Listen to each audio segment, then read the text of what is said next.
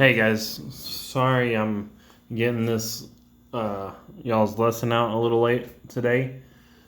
But my Monday's been a little hectic, been a little crazy, so it's I'm just now being able to get to it. So we're gonna talk about this next lesson, and guys, I'm gonna tell you there's math involved. We're not gonna focus on doing any of the like algebraic equations because that just it's kind of silly to me. We're just gonna kind of cover the content in this next lesson in this next chapter here, um, and just kind of go from there. I mean, it's there's only 10 slides. It's gonna be a short lesson, but you know it's we're there's still a few good things to cover here, and it's like theory of consumer behavior, which is a good topic to cover. It's just they in the book that I'm using, it's they use a lot of math in this chapter, and we just don't have time or means to cover any of the math. So we're just going to focus on the content in the chapter rather than the math. So what we got to talk about first is utility theory.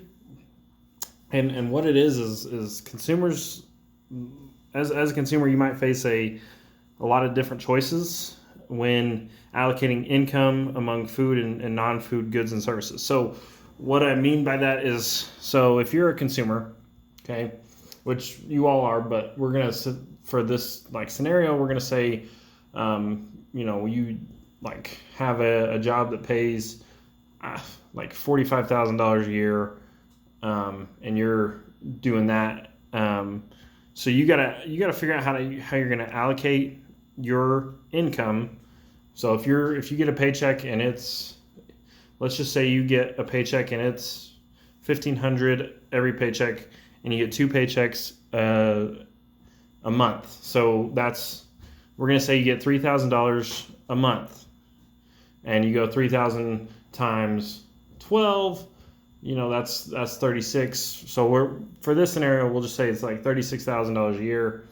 And they take the rest out of that 45,000 in taxes or whatever. But for the sake of this argument, we're going to just do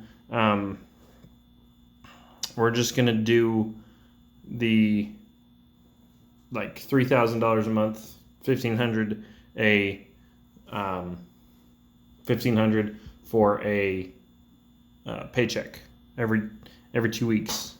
So we're going to look at total utility, marginal utility, law of diminishing marginal utility, and this is where some of those algebraic functions are. I may touch on them, but we're not gonna do anything we're not gonna actually use them. Okay, so like here's the first one, total utility. It's basically just equal to the quality of hamburgers times the quality of pizza. And so, like, that may sound kind of silly, but it's the way they look at it. And you go, so it should have been quantity of hamburgers instead of quality. But like if you're looking at like, say you get like 10 hamburgers, and you times that by the quantity of pizza, and it's like 3 pizzas or whatever. It's kind of a silly function that they use. But if you had like 3 hamburgers, you'd have 10 pizzas, and then you have, for the total utility, it's like 30. And that's how you figure that total utility. And it doesn't have to be like hamburgers or pizza. That's just like the example they give you. And same thing, so if you use 4 hamburgers and 7 pizzas, you get 28 total utility. It's pretty simple. That's just total utility. You're timesing it by that quantity, whatever it may be, times another quantity of whatever it may be. And that's what you're utilizing. So the utility function, this is an algebraic expression that allows us to rank a consumption bundle by the total unit utility of satisfaction it provides. Okay, so that's also kind of total utility. And the definition for total utility is derived from consuming a particle bundle or a particular bundle. So it's like how you're bundling. It's like when you go grocery shopping, what all are you getting? That kind of deal. Okay, so the change in total utility associated with a specific change in the consumption of a commodity, that's the marginal utility. So, like, if you get between hamburgers and pizzas, you have 30 total utility. If you have a specific change in that consumption, so if it's like, I may go with like, 2 hamburgers this week. You divide that total. You would take that total utility and divide it by that number of hamburgers or whatever it may be, just to for an example. So a law of diminishing marginal utility.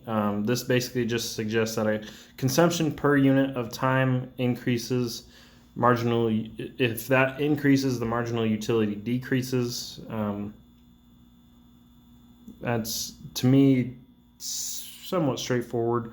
If you're whatever you're consuming, if it takes you 10 minutes to consume, that marginal utility is going to decrease, if that makes sense at all.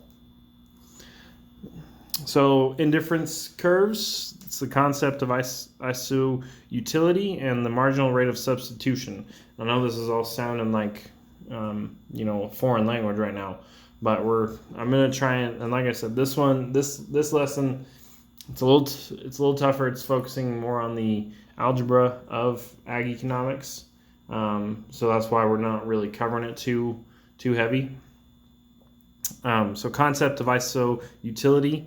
They use the iso-utility curve, and it's the basic building block for consumption theory, which is what we're talking about. It represents the combination bundles that provide a consumer a given level of satisfaction. So whatever you bundle, like when you go grocery shopping, whatever you bundle, that's if you get all the groceries you need and you just have to have like popsicles or whatever, that's giving you that level of satisfaction.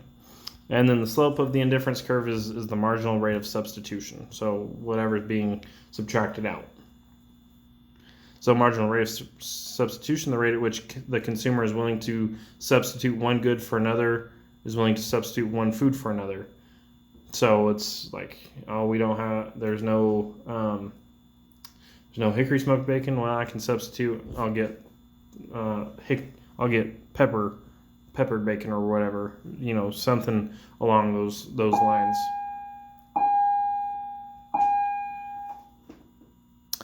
So the budget constraint, this defines the feasible set of consumption choices facing a consumer. This constraint depends upon the prices of goods in question and the income available to a consumer.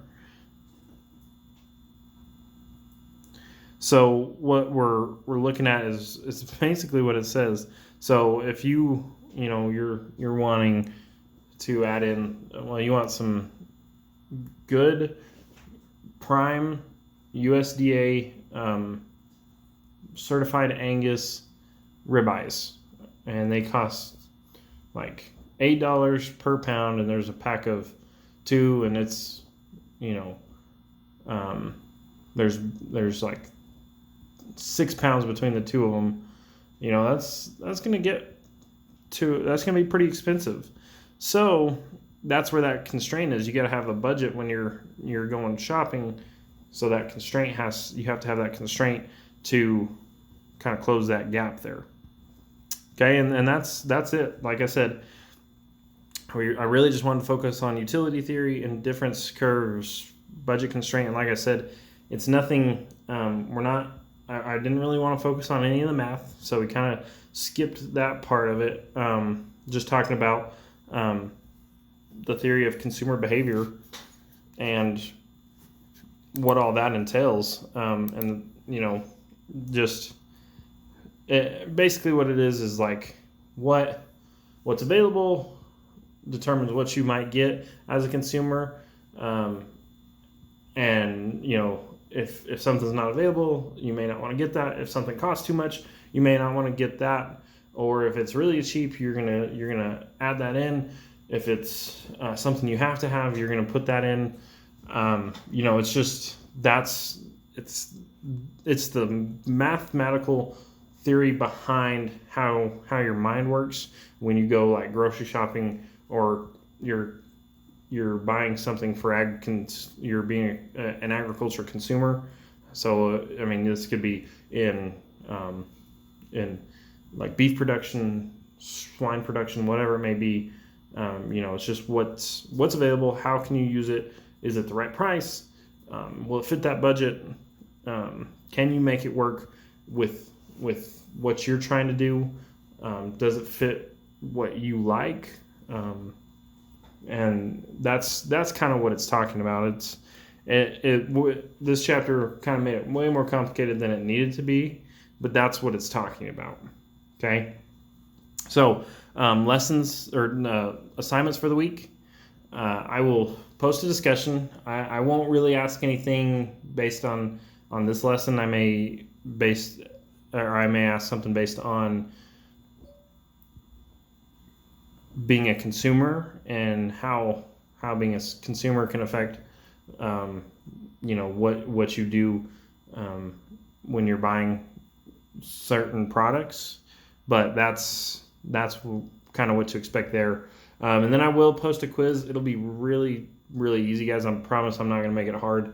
But there will be a quiz. I'm going to post the discussion with the video, and I'll post the quiz on Tuesday. So just be on the lookout for those, and make sure you get those done. If you guys have any questions, concerns, message me through Wisdom, text me, whatever it may be. Just make sure you're not texting me like Saturday night. You're probably not going to get a response, guys. I usually don't look at Wisdom Friday or Saturday, or Sunday even. So it's if you message me anytime from now to Thursday, I'll probably get back to you. But I'm not gonna answer you on Saturday night. So make sure you're getting it done and don't have any questions before then. So with that being said, guys, that's all I have for this week. So just pay attention, make sure you get the assignments done, and we'll talk to you guys next week.